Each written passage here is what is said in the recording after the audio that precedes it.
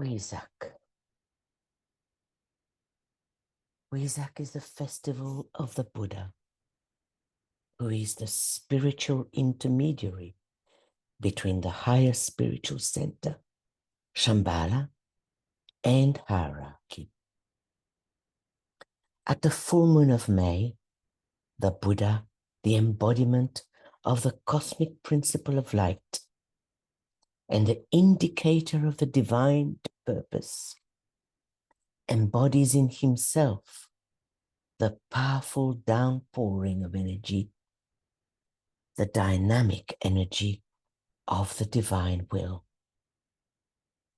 For a very brief moment, 8 minutes to be exact, at the Taurus full moon, he makes contact and blesses hierarchy and humanity.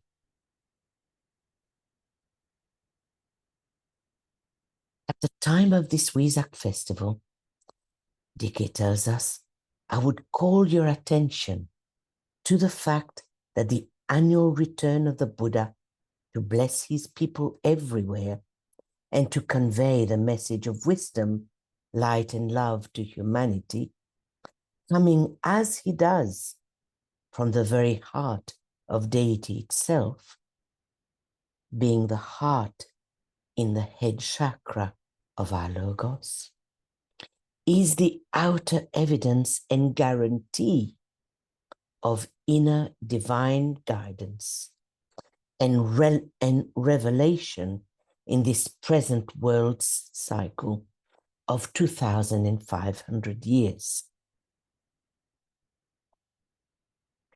Year by year, since he left the earth, we are told, he has come back to humanity, bringing light and blessing. And year by year, he has released this light.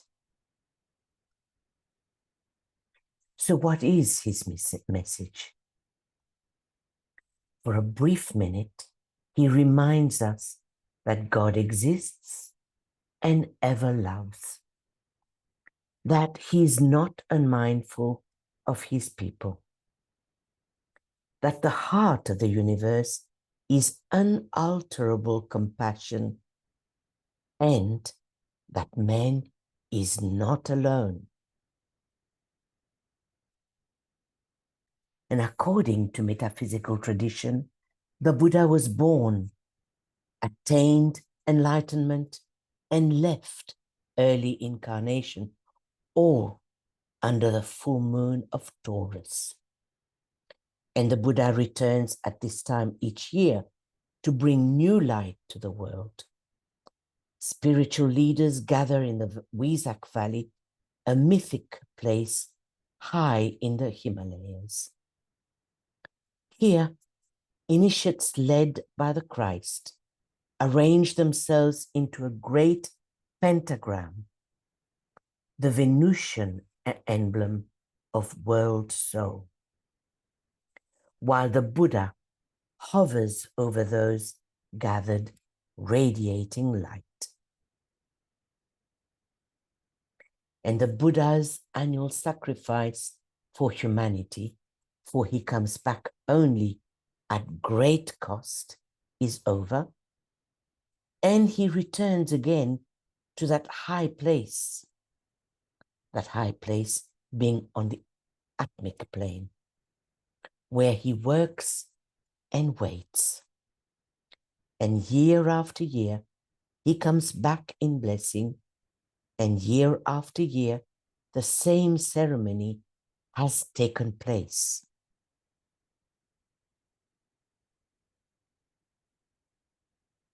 Year after year, the Buddha and his great brother, the Christ, work in the closest cooperation for the spiritual benefit of humanity. In these two great sons of God have been focused two aspects of divine life, and they act together as custodians of the highest type of spiritual force to which our humanity can respond. And through the Buddha, the wisdom of God is poured forth. Through the Christ, the love of God is manifested to humanity. And it is this wisdom and this love which pour forth upon mankind each May full moon.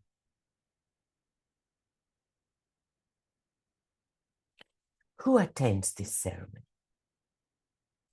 Well, pilgrims from all the surrounding districts gather. That's on the physical plane. The holy men and lamas find their way into the valley and fill the southern and the middle parts, leaving the northeastern end relatively free. So too, we as disciples, we gather there subjectively in the Wesak Valley to participate in this spiritual festival and be receptive to the Buddha's light. And there, so the legend runs, there gathers a group of those great beings who are the custodians on earth of God's plan for our planet and for humanity.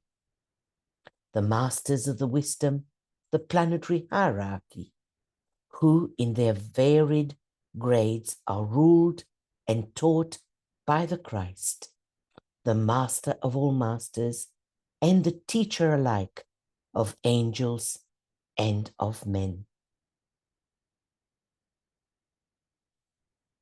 At Wesak, there is a critical alignment that occurs between Shambhala, the Christ, the Lord Buddha, hierarchy, and humanity. Another crucial alignment occurs between the Lord of the world, linked through the Manu representing Shambhala, the Christ representing hierarchy, and Master Ah, the Lord of civilization, representing humanity. Thus, the three great planetary centers are then related and can be brought into close relation so that the result will be the setting up of such a potent vibration and note that the spirit of peace will be invoked and contacted.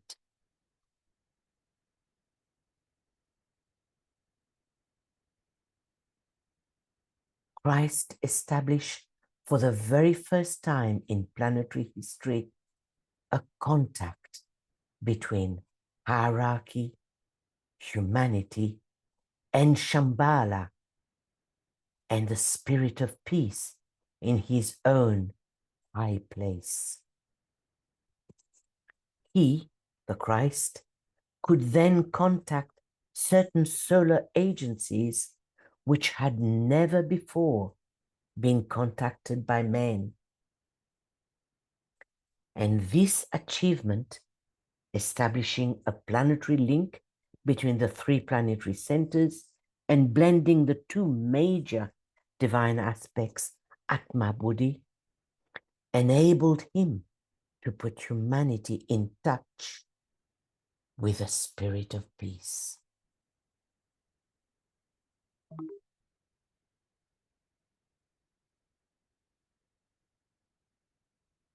And by the voiced appeal, the attention of the spirit of peace will be forced to turn itself towards our planet. And as the lower invokes and asks for help, the higher powers by spiritual law respond. That's what DK meant by that statement. He is destined to bring peace eventually upon earth through the expression of goodwill, which will bring about right human relations.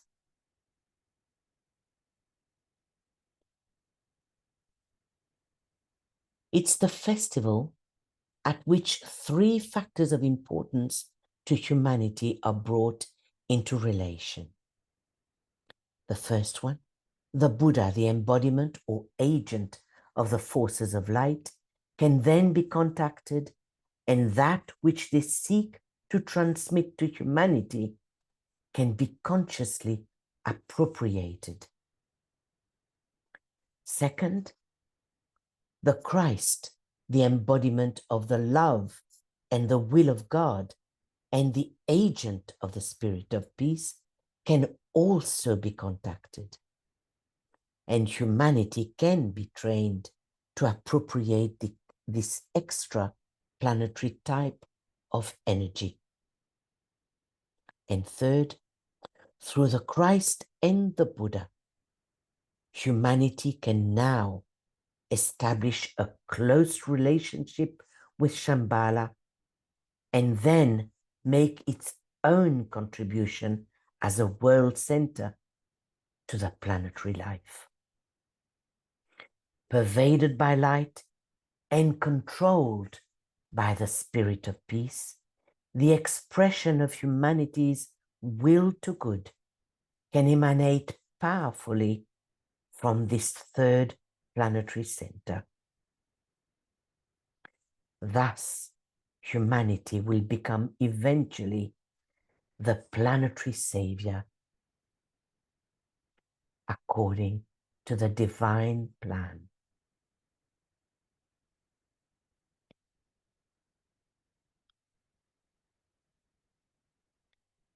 At the time of the full moon of Taurus,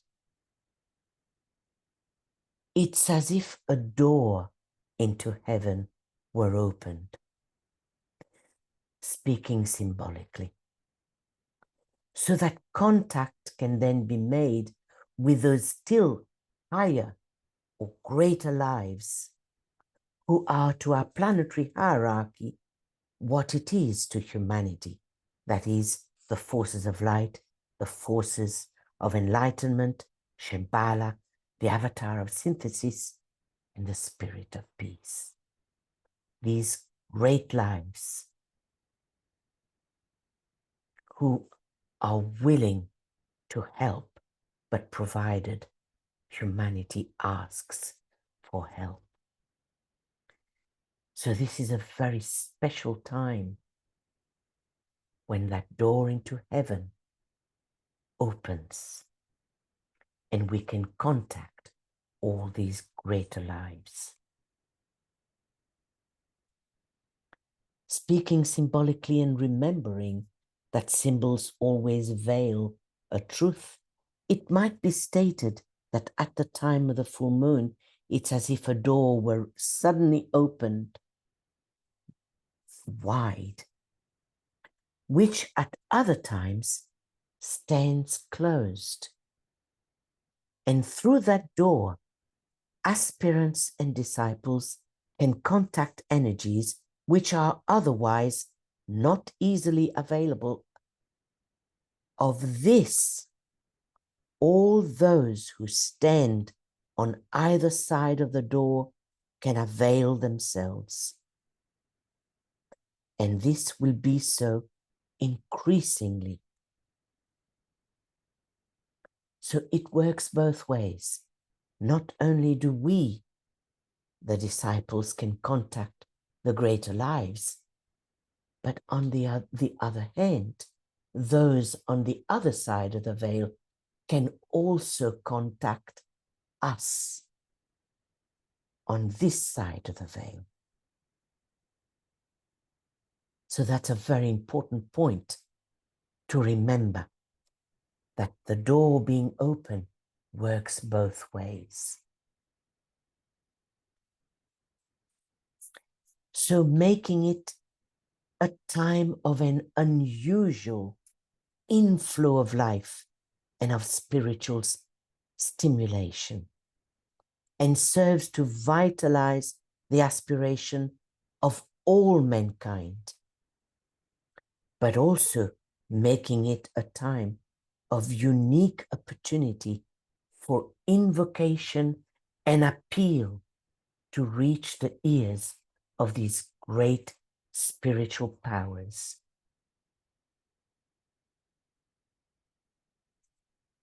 How does the Buddha open the door? Well, he keeps a channel open for the light to irradiate men's minds by piercing annually through light substance to the earth.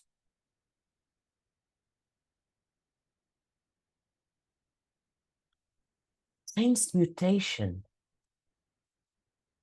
BK tells us, is the passage across from one state of being to another through the agency of fire. So electric fire passes from atom to atom according to law, and fire by friction responds, being the latent fire of the atom or its negative aspect. The process is carried on through the medium of solar fire, and therein lies the secret of transformation and its most mysterious angle. So in other words, electric fire held by the Buddha burns through to the lower mental matter, allows him by means of his touch to quicken the lower vibrations, hence enables him to pierce through and create a free channel between the higher and the lower planes. And this is why he has been able to increase his time up to 8 minutes.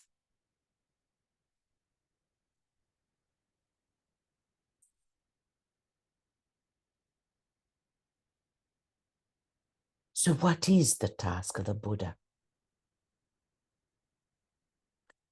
So hence, facilitating the impress of the will of God or divine plan upon the minds of men via hierarchy, by being the intermediary between Shambhala and hierarchy. Keeping a channel open for the lights to irradiate men's minds by piercing annually through light substance to the earth, and evoking in humanity the spirit of demand, whilst holding open for them the channel whereby that demand can reach straight through to Shambhala.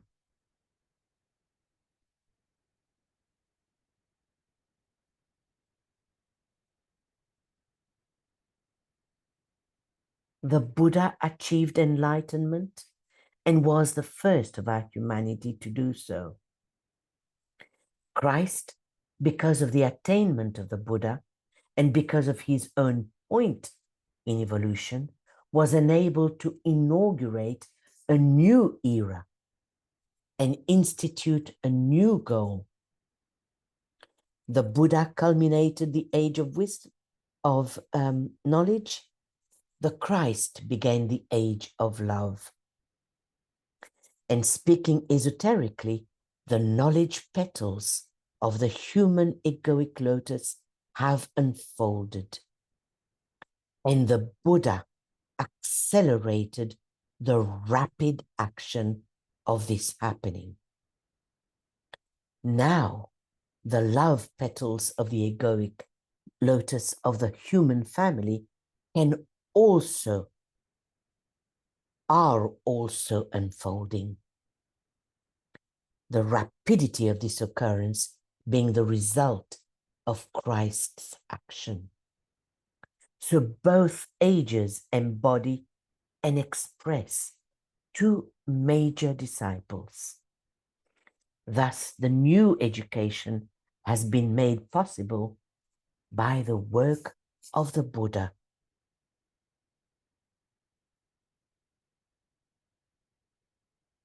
And because the three knowledge petals of the human egoic lotus are now racially unfolded, racially meaning the human race, it is now possible for the love petals to unfold. And the energy flowing from the three outer tier of petals has had a triple effect. One, it has vitalized the entire body of humanity and has produced the present speed in intelligent, or DK says, or should I say intellectual civilization. And our modern culture, wherever it is found.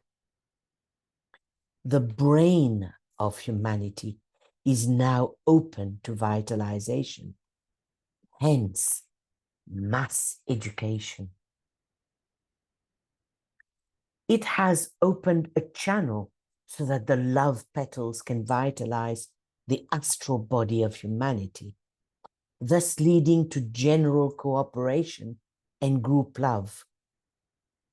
And the heart of humanity is now open to vitalization. Hence the philanthropic, goodwill, and welfare movements of today. And the third effect, it will make possible eventually the vitalizing of the mind body by the will or sacrifice petals, and this will give awareness to the plan, directed purpose, and group synthesis. So hopefully we can now have a greater appreciation of the cumulative outcome of 2,500 years of the light of Buddha on the mental plane.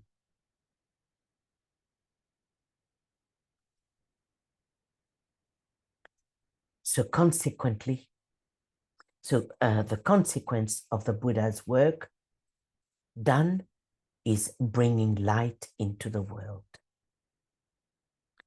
Now the task of vitalizing men with the energy of love is proceeding and making much progress. And the effects, because they emanate from the second aspect of divinity, will be produced with great facility and in the realm of conscious awareness. And DK says, I say this for your encouragement.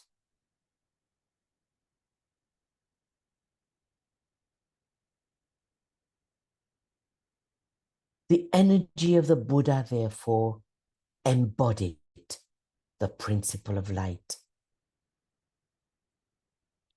Christ embodied the underlying energy of consciousness. The Buddha demonstrated the height of the attainment of the third divine aspect, while the Christ that of the second aspect. And these two together present one perfect whole. Hence, why both festivals, the Wesak and the festival of the Christ, must be considered as one. So we have to bear this in mind.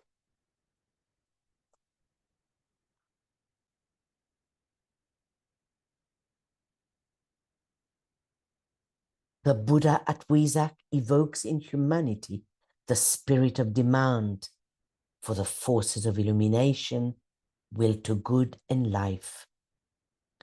These are then precipitated by the new group of world servers and to humanity, and humanity thus stimulated asks for help. And at the June full moon, the Christ endeavors to gather into himself all they have of appeal, prayer, and demand, voiced or unvoiced, transmitting it in an act of spiritual intent to Shambhala. So that's the process.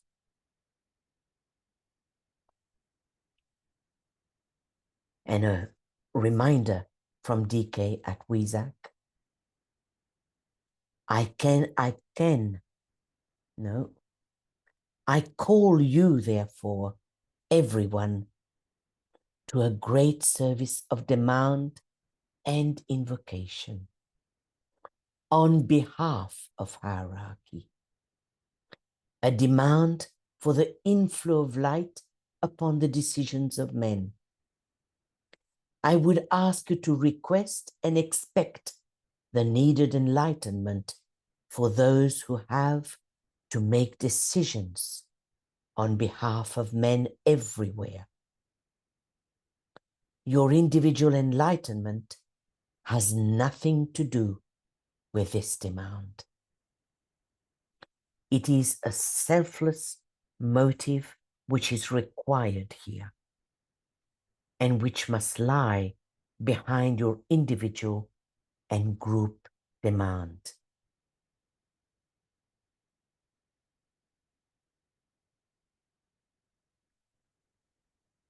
There must be steadiness, selflessness, and silence, plus courage and confidence.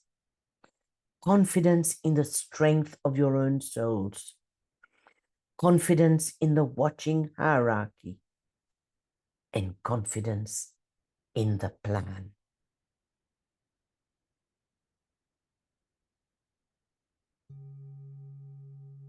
So now let's visualize the ceremony at Wesak as if we were there in person.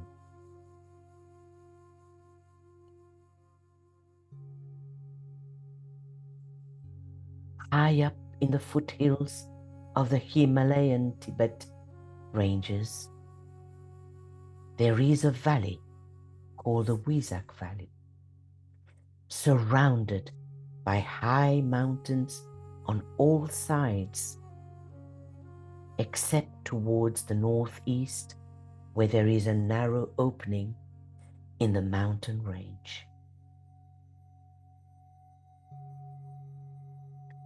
Up towards the northern end, there is a huge flat rock. In that valley,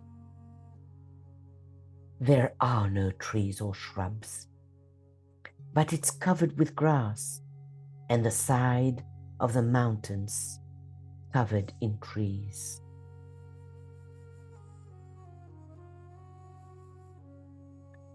There, a group of beings gather, the master of hierarchy, custodians of the logoic plan in all their grades,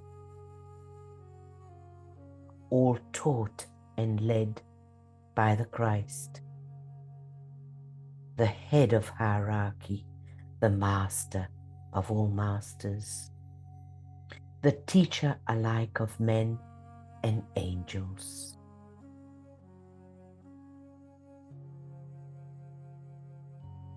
They place themselves facing the eastern end of the valley in concentric circles according to their initiatory status.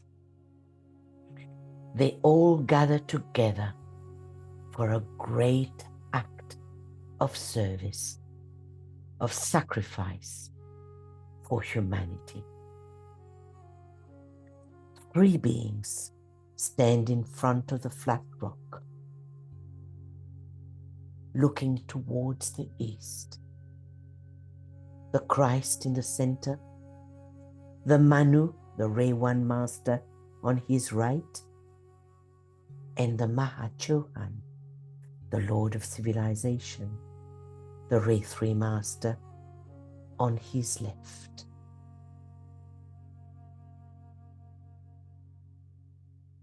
The three masters face the rock upon which a crystal bowl of water rests. Now they carry a bowl too.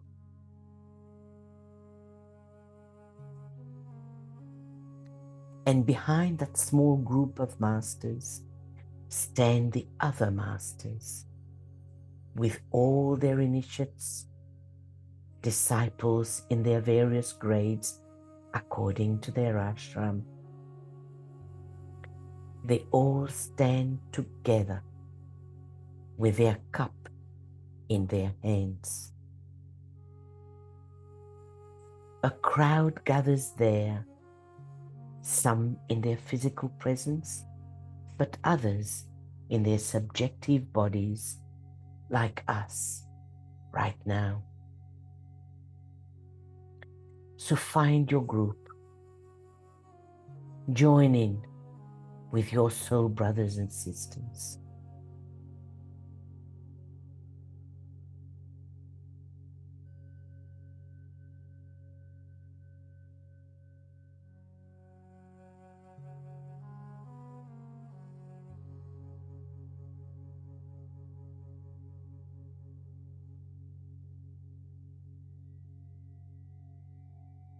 The whole great white brotherhood stands together as one in silence,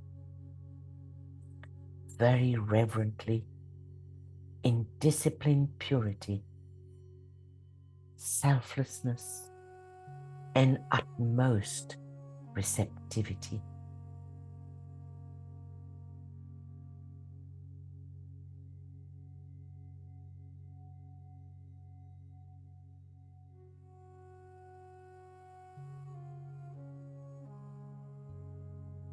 Only the soft movement of people taking up their symbolic positions in anticipation of the Buddha's presence can be heard.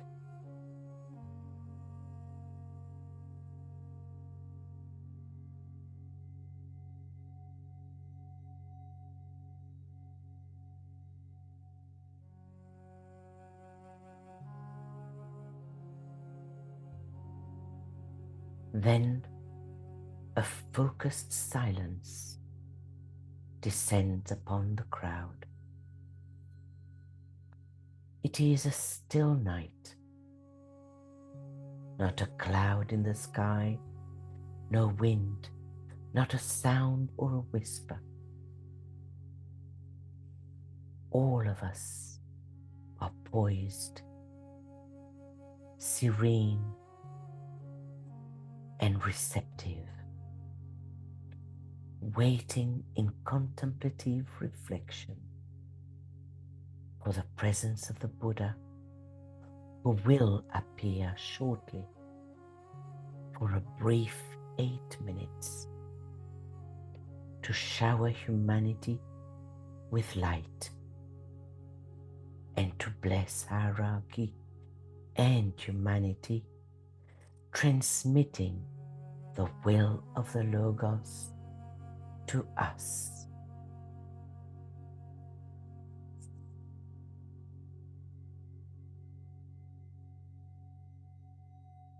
The Christ takes his position at the apex of the triangle of masters as head of hierarchy, facing the east.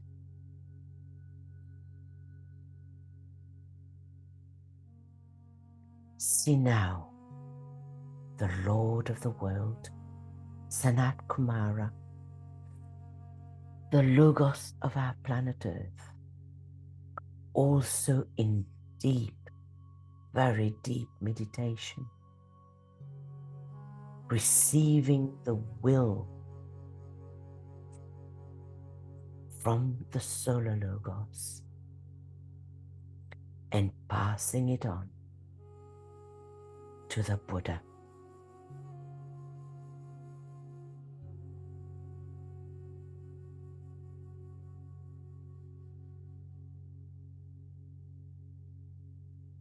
Buddha, the embodiment of the forces of light, in turn directs the forces of light and enlightenment to the Christ,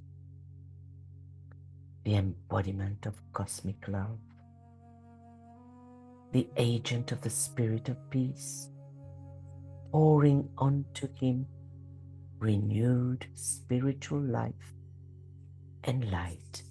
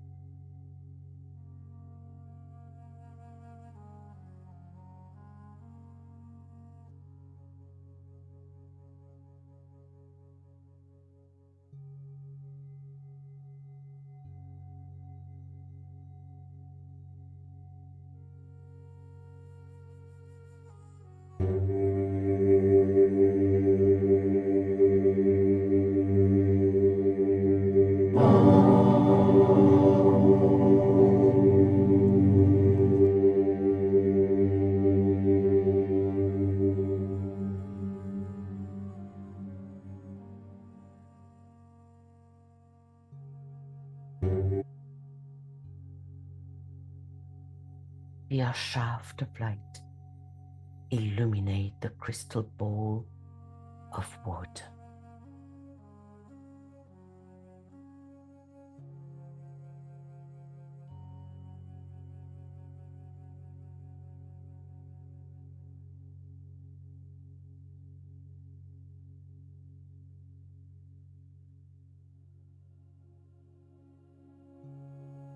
The water, magnetized by the Buddha and the Christ, is the symbol of life, love and light, peace on earth, goodwill to men, with healing properties to be imbued by all, renewing one's spiritual orientation towards higher values of sacrifice, selflessness, and service.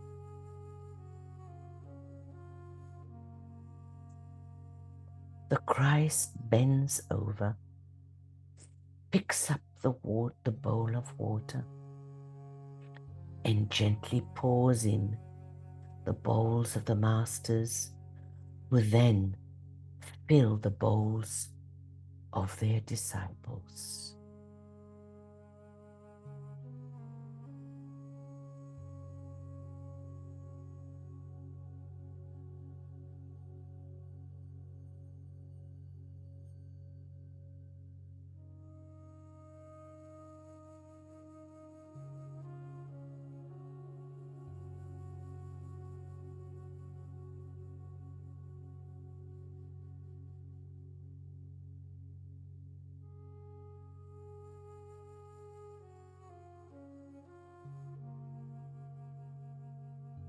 They in turn distribute to the rest of the crowd, each person pouring the water of life to one another, a true symbol of the Aquarian age, the water carrier pouring the waters of life to thirsty men.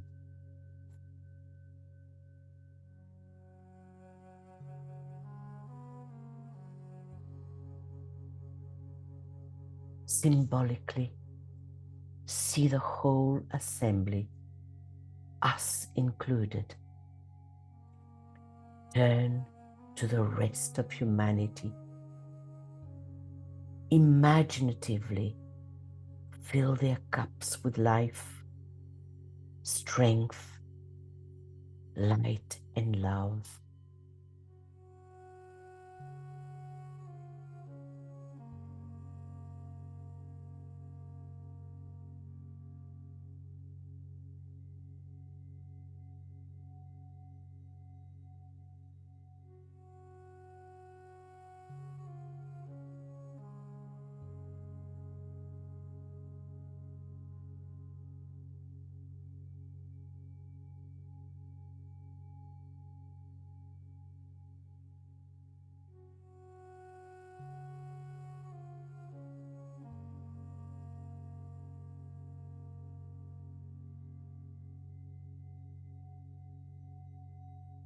See that symbolic wave of light, power, and love carried further from the Wesak Valley to the whole planet, enlivening it.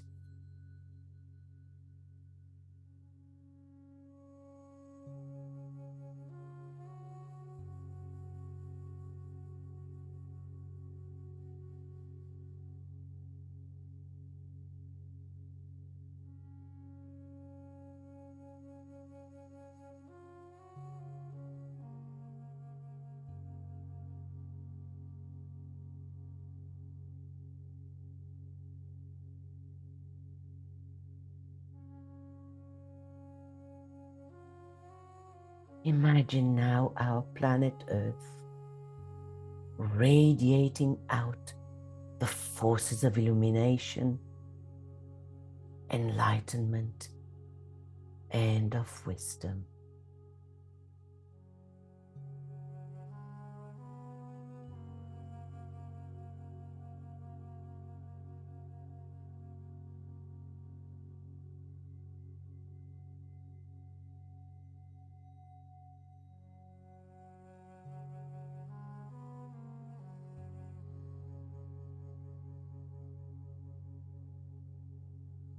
let's intone the powerful invocations as a group soul, saying them with intensity of feeling, in unison with hierarchy on the inner planes, as we grasp their significance and believe that they embody the will of the planetary logos. Let the forces of light bring illumination to mankind. Let the spirit of peace be spread abroad. May men of goodwill everywhere meet in a spirit of cooperation. May forgiveness on the part of all men be the keynote at this time. Let power attend the efforts of the great ones, and so let it be, and help us to do our part.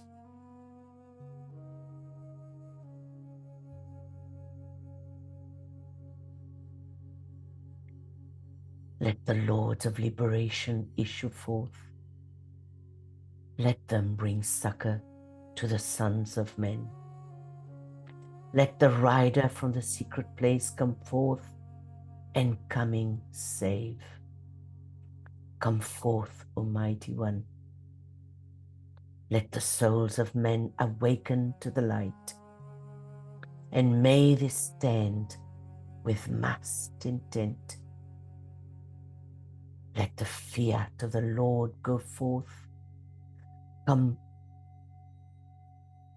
the end of woe has come. Come forth, O Mighty One. The hour of service of the saving force has now arrived. Let it be spread abroad, O Mighty One. Let light and love and power and death fulfill the purpose of the coming one. The will to save is here. The love to carry forth the work is widely spread abroad. The active aid of all who know the truth is also here. Come forth, O Mighty One, and blend these three. Construct a great defending wall. The rule of evil now must end.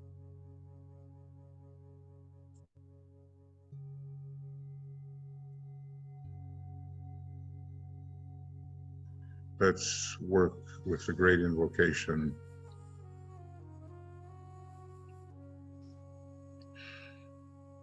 From the point of light within the mind of God, let light stream forth into the minds of men. Let light descend on earth.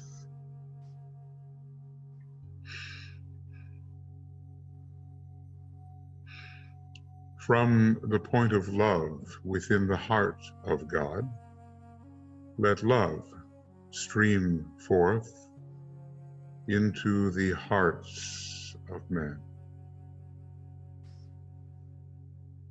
May Christ return to earth.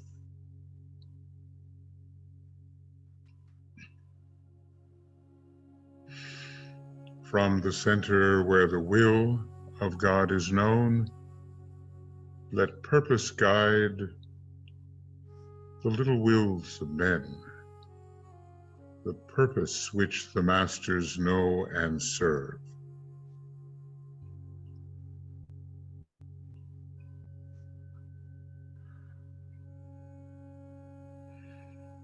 From the center which we call the race of men, let the plan of love and light work out, and may it seal the door where evil dwells.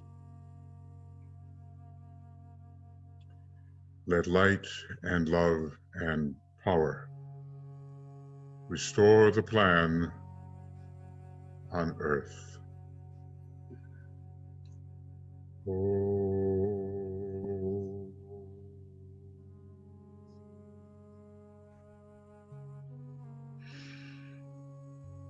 Oh.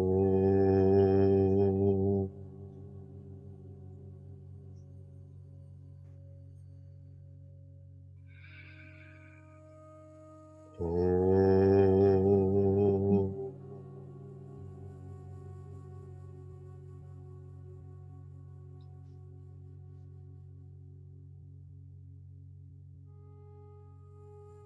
Thank you, Michael. And now raise your clasped hands above the head and say, and so let it be. And help us to do our part. Bring them down to your forehead and let them rest on your heart.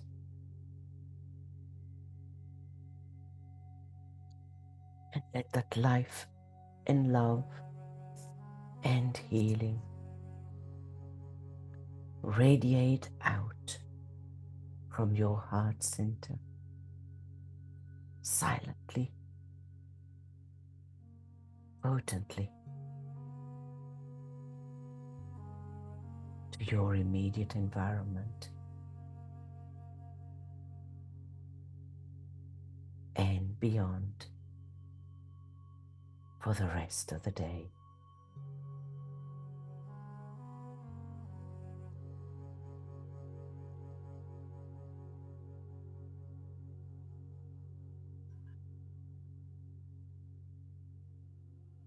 And thank you all for joining us, and our gratitude for your presence, your commitment, and your selfless service